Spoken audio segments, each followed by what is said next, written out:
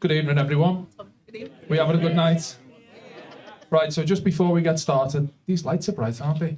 I'm just going to tell you a little bit about my family history. We did a ancestry report a couple of years ago, and it was all the typical stuff that you would find. It was like 90% white Irish, so with a surname like Connolly, I wasn't too surprised. But there was 5% Austrian, which blew us away a little bit. So we went back through the family tree, and it turns out one of our relatives, Bridget, who used to live in Toxteth, she met this Austrian waiter. His name was Alus. And, you know, he was nothing special, but his brother-in-law was, or his half-brother was. His half-brother was Adolf Hitler. Like, so when you find out that you have a lineage or heritage to the Hitlers, it kind of, you go, what? Hitler? Then you look in the mirror and you go, Hitler Youth haircuts, Hugo Boss. And at the time, my job at the time was I was a shower fitter. I was just like, I'm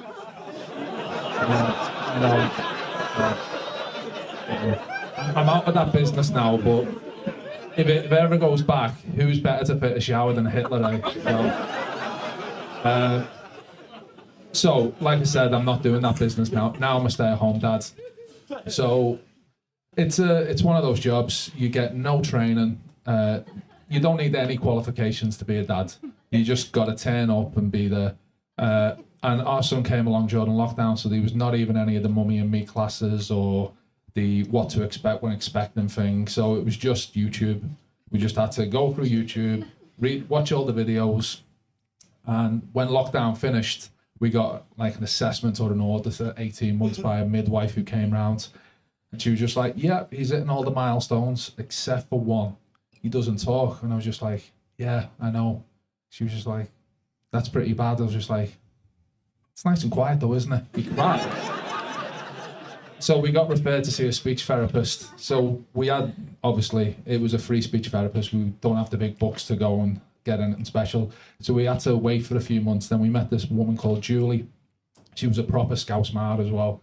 Like, you know when people say you'd expect like the Queen's English from a speech therapist? Not really. It was all like, oh.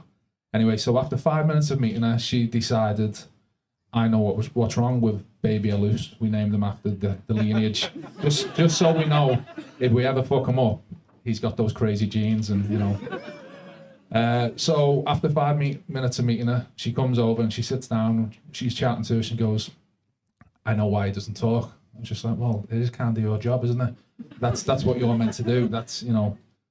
So she says, at home, I was just like, yeah. And she's like, does he have lots of toys? I was just like, yeah. She's like, does he have meal times? I was just like, yeah. She said, do you change him? I was just like, yeah, of course. She was like, that's the problem. I was just like, what's the problem with all that? She went, you do too much for him. I was just like, I do too much. I was just like, I'm YouTube trained. That seems right. And, you know, I was just like, sorry, Julie, I don't understand this. Are you saying I should neglect my son? And she was like, neglect isn't the word we use here.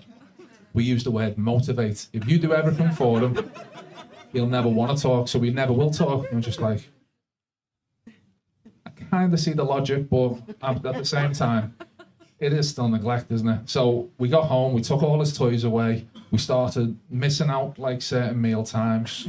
It was just, he wasn't a happy kid. So 6 weeks into this program that we were going to, he still wasn't talking, but he was losing weight. And I had a lovely 6 weeks. I didn't stand on any Legos or anything.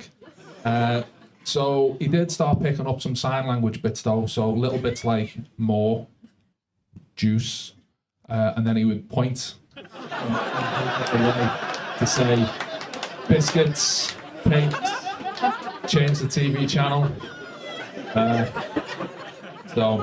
But I'm making it sound like it's a bad job. It's actually a pretty sweet job, actually. I get to sit at home with him all day. It's fantastic.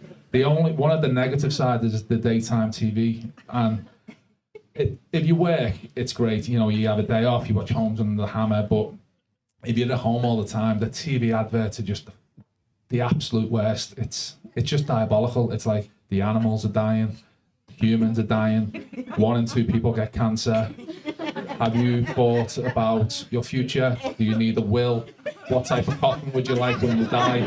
Do you need life insurance? And if none of them get you, if you leave your house, it's going to get robbed, so you'll need a very short alarm system. They're just so depressing. So to counteract that, I actually start taking my son out, and we've got a soft play centre quite local to us. So we head down there. It's a great place to motivate me son. So I sit there with him. He's running around this padded area, banging into stuff. I'm just sat there on my phone, motivating, having a coffee. And then this one time I'm just there, and I'm like, send, attack. And I just heard this balloon pop, and I was just like, who brings balloons to a soft play centre? Anyway, so I'm back at it. And then I heard another balloon pop, and I go, that's 2 balloons. So I look up and see a loose run into the party room, and he runs out with a balloon. I'm like, it would be him, wouldn't it? He runs into the soft play, jumps on this balloon, it pops underneath him, and I'm just like, oh, of all the kids. So and then I see him run back into the party room, so I'm like, time for some motivation now. So I walk over to him and say, stop. He looks at me, sad in the eyes, and goes, more. He doesn't speak, obviously, so he's just doing the sign language for more. I'm like, stop. Take the balloon off him, and as I'm standing up, I just hear behind me, he's been taking all those balloons, you know. I'm just like, are these yours? And there's just one behind me. I was just like, here you go. She was just like, these kids in there without balloons now. I was just like, all right, I'm really sorry. And so I bend down to him.